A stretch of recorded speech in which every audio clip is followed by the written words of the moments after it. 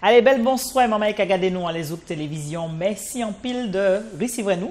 Merci de faire nous confiance. Au soir, c'est qu'il y a l'occasion pour moi de recevoir les mamans qui a travaillé, qui a collaboré. Et puis, Greenpeace, ici à Martinique. Mais nous qui changer langage pour qui parce que Mamadou Karim Sissoko, qui c'est maman qui est venu parler nous de ça, eh bien, tous supposé comprendre qu'il n'est pas capable de parler créole et c'est que l'occasion pour nous, eh bien, de vous compter parole et puis en français pour nous ça expliquer aux autres pour qui ça y est ici, qui ça y est venu faire. Mais avant ça, permettez-moi de remercier Giovanni Shellman à la réalisation technique.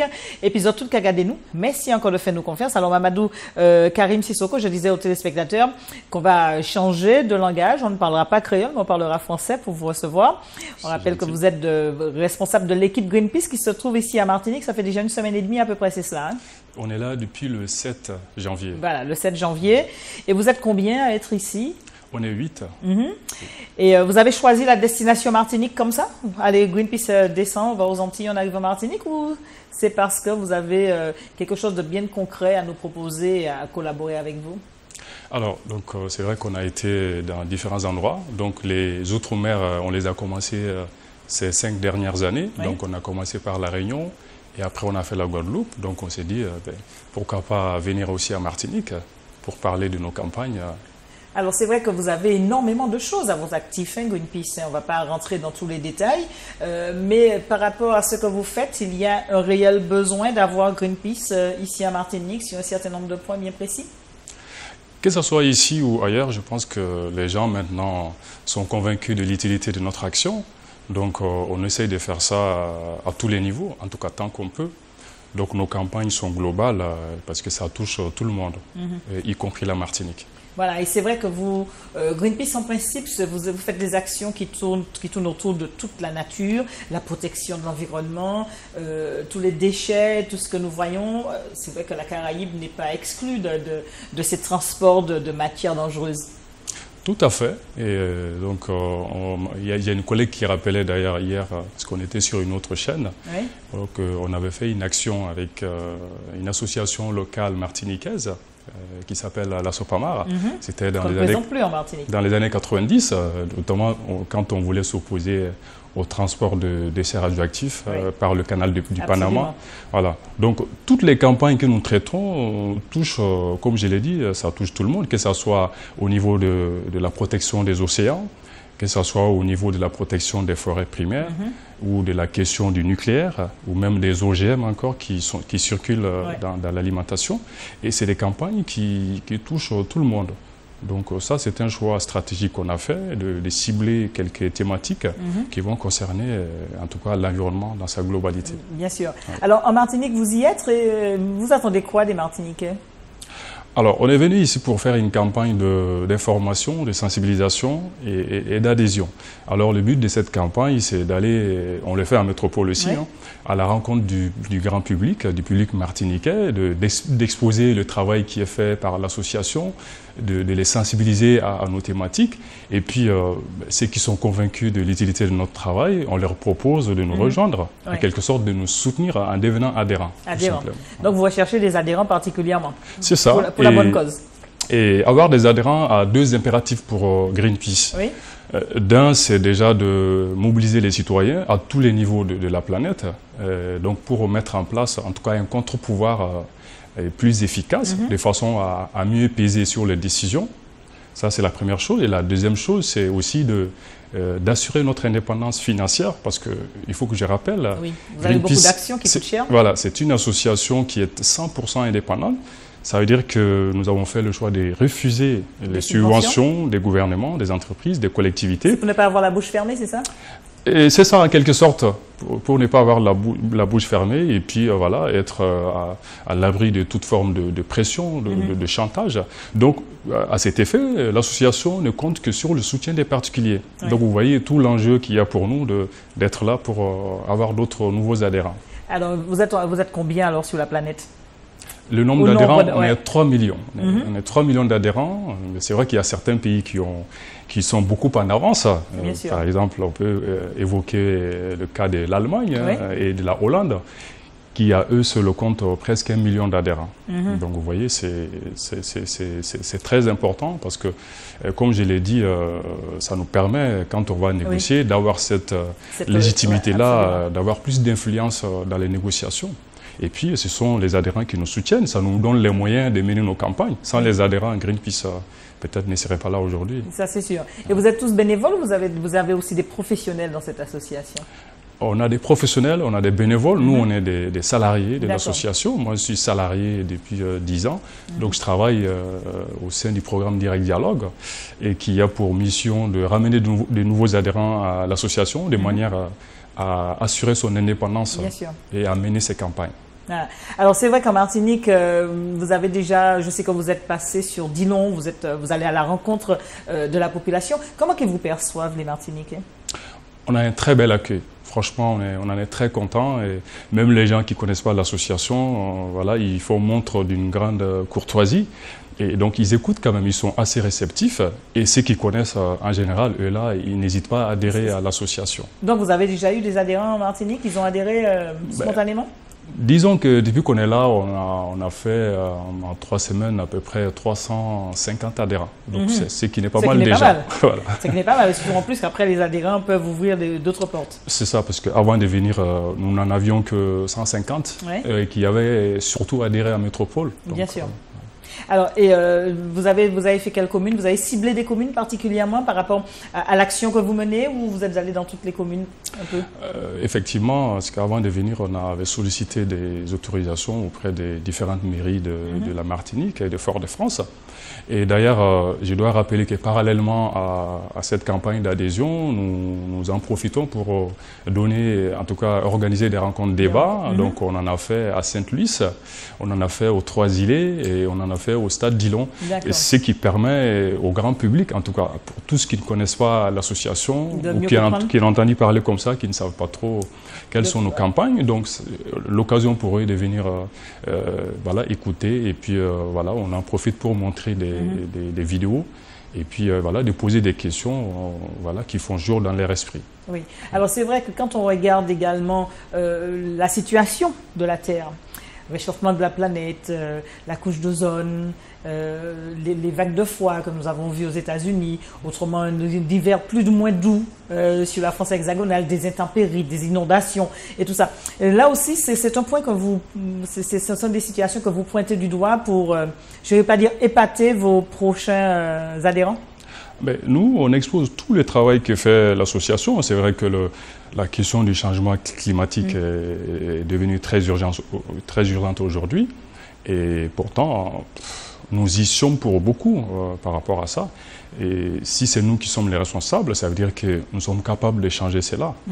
Donc en allant voir le grand public, évidemment, voilà, on expose tout ce travail qui est fait par l'association, que ce soit au niveau du lobbying auprès des décideurs, puisqu'ils ont un rôle important à jouer, que ce soit au niveau même des consommateurs, en tout cas de tous les acteurs environnementaux. Donc Greenpeace intervient parce que tout le monde doit s'impliquer justement. Et ça ne doit pas être qu'un combat de Greenpeace. C'est vrai que nous, on le fait depuis plus d'une quarantaine d'années. Mais je pense qu'aujourd'hui, en tout cas, si nous voulons changer tout ce qu'on voit, il va falloir que tout le monde mette l'écologie au centre de ses préoccupations. Et je pense que comme ça, il y a peut-être une chance qu'on change les choses. Alors, en ce qui concerne votre association, quand vous pointez du doigt ce type d'action, c'est vrai que le grand public, le plus souvent, ceux peut-être qui ne connaissent pas trop, vous ont peut-être pointé du doigt sur des empêcheurs de... Peut-être. On est souvent vu comme ça, mais on n'est pas... Vous savez, à la base, au début, les gens nous prenaient pour des hippies, des gens comme ça qui dénonçaient des choses qui n'allaient pas plus loin. Mais avec le temps, je pense qu'aujourd'hui... La situation s'améliore, la compréhension est beaucoup plus facile maintenant? Ah oui, le regard sur l'association a nettement changé. Et l'association, on a fait avancer tellement de choses. Même récemment, pour vous dire, nos collègues en Asie, ils ont fait des investigations pour trouver des substances toxiques sur des vêtements d'enfants qui sont fabriqués par les plus grandes marques du textile. Donc vous voyez, il faut bien qu'on soit là pour dénoncer ces choses-là Et si vous allez sur notre site internet, nous avons publié la liste de ces 11 substances toxiques qui doivent être rapidement retirées du processus de fabrication de ces enseignes-là. Donc il y a beaucoup d'avancées. Et heureusement, récemment, entre 2012 et 2013, nous étions intervenus auprès du gouvernement sénégalais. Comme je vous l'ai dit, on agit partout. Hein, et par rapport à la pêche, pour préserver la pêche, et donc puisque c'était des bateaux étrangers qui venaient pêcher et qui faisaient que les locaux n'avaient rien, puisqu'avec des moyens artisanaux, ils ne peuvent pas aller plus loin. Donc au moment de l'élection présidentielle au Sénégal, nous avons fait ce travail de plaidoyer auprès du candidat à l'époque Macky Sall, pour qu'il s'engage, quand il va être président, de retirer des permis à ces bateaux étrangers qui viennent piller les eaux sénégalaises. Et quand il a été élu, nous sommes revenus à la charge justement pour voir s'il allait l'exécuter. Et voilà, et donc l'engagement a été tenu. Et donc je peux vous dire qu'aujourd'hui, les pêcheurs sénégalais sont très contents parce qu'ils nous ont écrit, ils commencent à avoir du poisson. Et donc vous voyez, ces travaux-là, c'est pas que de dénoncer. C'est bon de dénoncer. Vous n'êtes pas réellement des empêcheurs de tourner en rond, mais avec une logique, une humanité et tout cela. À chaque fois, on apporte des propositions. Et d'ailleurs, notre crédibilité, quand vous allez le demander aux gens, je pense qu'en partie, elle est due à ça, au fait que l'association aussi a ses côtés expertise. Donc, parce qu'en amont, on fait des investigations, c'est pour pouvoir trouver des alternatives. Donc, le côté dénonciation, voilà, ça c'est un peu pour informer les grands publics, mettre un peu la pression sur les décideurs pour qu'ils sortent de leurs réserves et pour qu'ils puissent agir sur ces problématiques-là. Mais ça ne représente pas Greenpeace. Ça ne représente que 20% de ce que nous faisons en réalité. Voilà. Et la situation martiniquaise particulièrement avec le chlordécone, vous avez aussi jeté un œil sur ce dossier? Alors, je dois vous avouer que nous n'avons pas d'expertise sur ce sujet-là. Donc, c'est pour ça que d'ailleurs, quand on est arrivé, on a tout de suite rencontré l'association, la Sopamar, qui fait beaucoup de choses, qui fait un travail remarquable. Et c'est ça aussi notre rôle. C'est vrai qu'on ne peut pas tout faire. Et ça, c'est clair, parce qu'à vouloir tout faire, on ne fera rien. C'est pour ça qu'on a fait un choix stratégique de traiter que des sujets qui concernent tout le monde. Il arrive cependant que l'association mette son expertise à disposition des associations locales ou même sa logistique pour les aider à mener certains sujets qui sont tout aussi importants. Comme le chlordécone ici à Martinique. C'est ça. Et vous avez rencontré les décideurs, à part la population, vous avez rencontré des élus, des responsables de collectivités? On en a rencontré, c'est vrai. Donc, on a rencontré le maire de Sainte-Luce, c'est le premier qu'on a rencontré. Donc, qui nous a mis à disposition une salle qui nous a permis effectivement de donner une conférence au public de Sainte-Luce. On a rencontré aussi le maire de Fort-de-France qui aussi nous a mis à disposition le stade Dillon où on a pu animer cette conférence débat-là. Donc, oui, en tout cas, ils se sont montrés assez réceptifs. Et donc, c'est le même rôle qu'on joue même en métropole, faire en sorte que ça soit un problème pour tout le monde, y compris les élus locaux.